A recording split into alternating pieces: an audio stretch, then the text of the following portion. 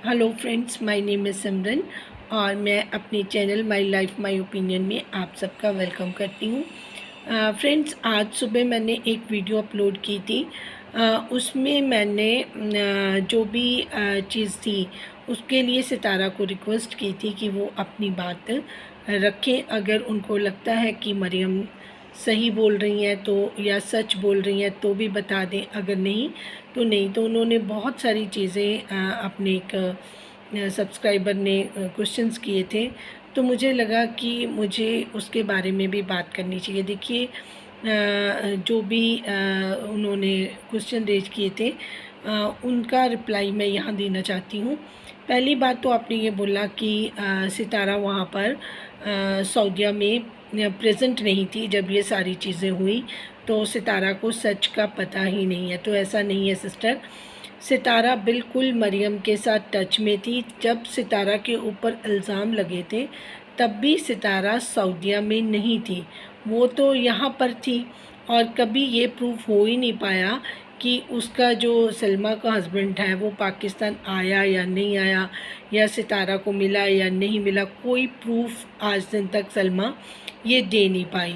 तो बात ये है कि जो भी इल्ज़ाम लगाए गए थे और मरियम उसको डिफेंड करती आई थी, और मरियम सितारा के साथ बहुत अच्छी बॉन्डिंग शेयर कर रही थी और उन्होंने एक दूसरे को अपनी सारी बातें बताई हुई थी, अपनी हर एक चीज़ में वो शेयर करती थी।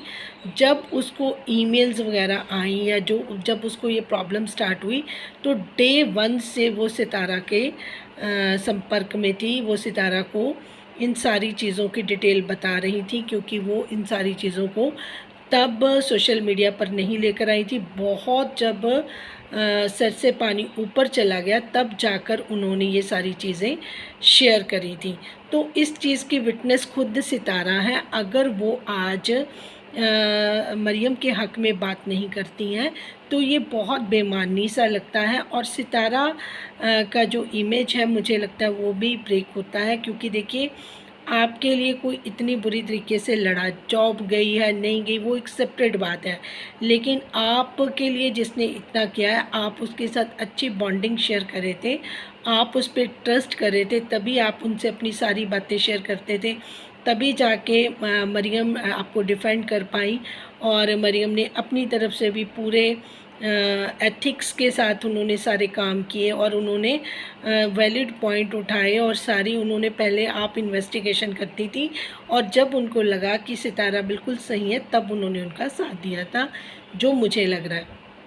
फिर उसके बाद जब भी उनको ज़रूरत पड़ी तब उनको उतनी हेल्प नहीं मिली, जिससे मरियम का ऑब्वियसली सी बात है, इंसान है, दिल टूटता है। तब जाकर उन्होंने दूसरे लोगों को बोला कि पता नहीं मुझे किसी की उनको लगा कि शायद उन्होंने सही काम नहीं किया, शायद कहीं पे कोई गलती मुझसे होगी। तब उन्होंने जाके सलमा से और अदर लोगों से बोला कि आप मुझे माफ़ कर दीजिए, हो सकता है कि कोई मैंने गलती कर दी या कोई मैंने कर्म अपना सही नहीं किया है जिसकी वजह से मुझे पनिशमेंट क्यों मिली। उनको ये लगा कि शायद कहीं पर वो गलती, देखिए इंसान है, दिमाग सब तरफ जाता है। तो एक टाइम उनका ये भी आया जब वो बहुत बुरी तरीके से परेशान हो गई, तब उनको ये फील भी हुआ कि उन्होंने कोई गलती की है। तब भी उनके लिए कोई हेल्पिंग हैंड नहीं आया, कोई उनके लिए उनका स्पोक्स पर्सन नहीं बना, जबकि वो सितारा का स्पोक्स पर्सन बनी थी। और इतने गंदे इल्ज़ाम को निकालने में मरियम ने उनको बहुत हेल्प की थी। अब जब उनके ऊपर इस तरीके से इतने सारे इल्ज़ाम लग रहे हैं तो सितारा का चुप रहना बेमानी सा लगता है, क्योंकि सितारा के साथ बहुत सारे लोग जुड़े हुए हैं। सितारा के पास पावर है, अगर वो अपनी ज़ुबान से ये बात बता दें कि हाँ, डे वन से मेरे साथ शेयरिंग होती रही है, मरियम ने मुझे बताया, मरियम को ये प्रॉब्लम फेस हुई है, तब ये बात जाकर ठप हो जाती है। और इतने इल्ज़ाम, जो इतनी गंदगी फैलती फैलती मतलब फैल ही गई है, वो नहीं हो पाती अगर टाइमली इस चीज़ को रोक दिया जाता। देखिए, वक्त है, वक्त अपनी जो निशान है वो छोड़ ही जाता है। हर तरफ हाहाकार मचानी और ये चीज़ें, देखिए किसी टाइम तक तो आपकी जो तूती है बोल सकती है, लेकिन किसी टाइम पर आकर हो सकता है कि दोबारा कोई मरियम ना खड़ी हो। आप समझ रहे हैं, ज़रूरी नहीं कि उन पे उस तरीके के इल्ज़ाम लगें, लेकिन उनको कभी भी किसी भी टाइम की हेल्प की ज़रूरत पड़ सकती है, जिसमें हर कोई मरियम का जो उन्होंने प्ले किया था रोल वो नहीं करेगा। वो उसने कोई 50 लाख नहीं मांगे थे, उसने किसी तरीके की फ़ेवर नहीं मांगी थी, उसने कुछ नहीं मांगा था, उसने ये नहीं कहा था कि इस केस में से मैं आपको निकाल दूँगी, आप मुझे इतने लाखों की हेल्प करें। जो अभी तक मुझे बातें सुनने में सोशल मीडिया पर ही आई हैं कि लोगों ने अपनी हेल्प के नाम पर उन्होंने किस तरीके से सितारा से किस तरीके से पैसे निकलवाएं। ये सारी चीज़ें आपको पता है, मैं इसको बात को करना नहीं चाहती थी, बट मजबूरी में मुझे ये सारी बातें करनी पड़ गई। अब सितारा की गलती कहाँ पर थी मैं बताती हूँ। जिस दिन सितारा ने ये बात बोली थी, मैं उसी दिन माथा पकड़ के बैठ गई थी कि सितारा को ये क्या ज़रूरत थी कि इस तरीके की स्टेटमेंट देने की। इन्होंने बोला था कि ताहिरा जी की वजह से जो मेरे रिश्तेदार हैं वो कोई मेरी सामने आज तक बोल नहीं सका, ये हुआ वो हुआ, जो स्टेटमेंट उन्होंने दी थी। उसके बाद ही उनका अजहर बोल पड़ा, उसका सलमान बोल पड़ा, वो फिर दोबारा से बोले। वो जो नैना का हस्बैंड था उसने वीडियो बना दी, वो इसी चक्कर में बनाई गई क्योंकि सितारा ने स्टेटमेंट ही ऐसा दे दिया कि उन्होंने उनको सेव किया। अब कोई नहीं रिश्तेदार उठ के वीडियो बनाता, तो अगले दिन ही वीडियो बन गई। तो उनको ज़रूरत ही नहीं थी कि वो जो मिट्टी दब गई थी उसको उखाड़ उखाड़ के दिखाती। जो चीज़ आपकी एक बार ख़त्म हो गई, आप उसको बार बार कुरेदेंगे तो नुकसान आप ही को होगा, दूसरे का नहीं। और दूसरी पार्टी को ये हो गया कि देखिए जी, मेरा तो सोशल मीडिया पे इतना बड़ा एहसान माना गया।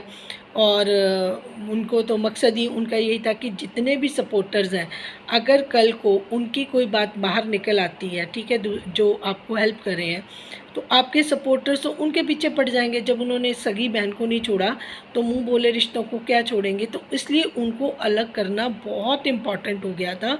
जो बात मुझे आज बोलनी पड़ी, इस वजह से उन्होंने जितने भी नियरेस्ट थे, चाहे वो सोनिया थी, चाहे वो मरियम जी थी, चाहे वो वर्दा जी थी, तो वन बाय वन सबको अलग किया। क्योंकि जब वो एक किसान की बात आपको याद होगी, कहानी वो अपने बच्चों को सिखाते हैं कि अगर आप एक स्टिक को या एक लकड़ी को अगर आप तोड़ोगे तो आसानी से टूट जाती है। जब वो इकट्ठी होती हैं तो उनको तोड़ पाना, उस यूनिटी को तोड़ पाना बहुत मुश्किल होता है। अगर अब सब सितारा से धीरे धीरे किनारा कर जाएंगे तो जिस दिन सारी बातें बाहर निकलेंगी उस दिन मेरे पे कोई आवाज़ उठाने वाला नहीं होगा। ये बीच की कहानी थी। तो वही मैंने पहले भी बोला था कि सब कुछ इतना जल्दी कैसे चेंज हो गया। ये चीज़ें जो 2.5 साल में नहीं हुई, वो 3-4 महीनों में, 6 महीनों में कैसे हो गई, मुझे समझ नहीं आ रहा था। तो ये धीरे धीरे चीज़ों को डाइवर्ट किया गया। चीज़ें देखिए, जो पॉलिटिकल्स माइंड होते हैं वो सिर्फ अपना फ़ायदा देखते हैं और दिखावा ये होता है कि हम सोसाइटी के लिए कुछ करें, हम सोशली कुछ करें। तो ऐसे बंदे ना अल्लाह के होते हैं, ना इंसानों के होते हैं, ना ही इन पर कोई ट्रस्ट किया जा सकता है। तो ये चीज़ें मुझे नहीं बोलनी थी, मुझे इस चीज़ में आना ही नहीं था। बट वही है कि जब चीज़ें इस तरीके से दबा दबा कर निकाली जाती हैं ना, तो फिर वो पॉप अप होकर बाहर आती हैं। ये चीज़ें मुझे बोलनी नहीं थी। तो ये डिवाइन की मर्ज़ी है और उन सब्सक्राइबर की वजह से ये सारी चीज़ें मुझे इस तरीके से खोलनी पड़ी। और इसमें 1% भी गलत नहीं है।